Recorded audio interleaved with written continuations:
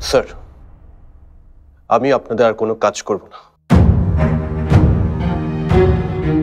কে কোথায় থাকবে সেটা আমি ঠিক করবো রুমি। না স্যার, এবার আমারটা আমাকে ঠিক করতে দিন। কেন তুমি সবকিছু ছেড়ে দিতে চাচ্ছ? কারণ যে আমাদের দলের সাথে বেইমানি করেছে সে আমার ছোটবেলার বন্ধু, আর এটা আমি কোনোদিনও ভুলতে পারবো না।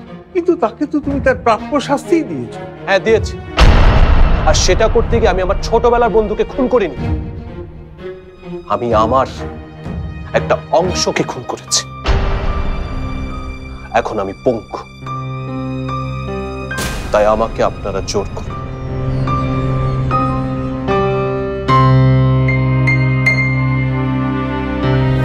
তুমি এই ডিসিশন নিতে চাইলে আমি বাধা দেব না।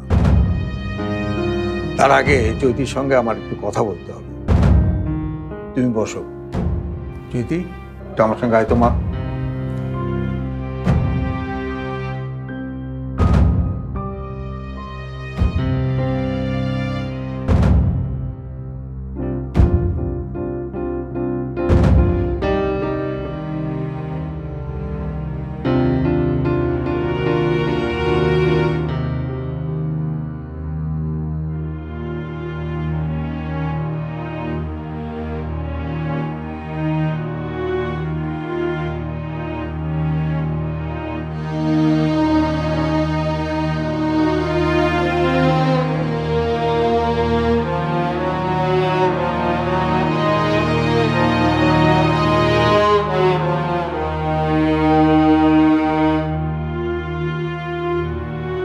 মামুন ঠিক আছে তো?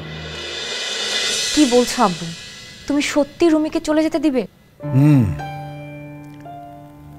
কিন্তু যে দলের জন্য নিজের বন্ধুকে মারতে পারে তাকে ছেড়ে দিতে আমারও ইচ্ছে করছে না। তাহলে ছাড়ছো কেন? ও তো নিজেই চলে যেতে চাইছে। অ্যানি ওকে অপমান করেছে বলেই ও চলে যেতে চাচ্ছে। তুমি বললেই ও থাকবে। হ্যাঁ থাকবে, কিন্তু সেটা ওকে জোর করে ধরে রাখা হবে। অন্য কেউ হলে ভাবতাম না, কিন্তু রুমিকে জোর করে ধরে রাখাটা ঠিক হবে না। ও হচ্ছে একটা ঝড়ের মতো, জোর করে বাঁধতে চাইলে সবকিছু ভেঙে চুরমার করে দেবে। তাই বলছিলাম ওকে জোর করে ধরে না রেখে ভালোবেসে ধরে রাখলে ভালো হয় না?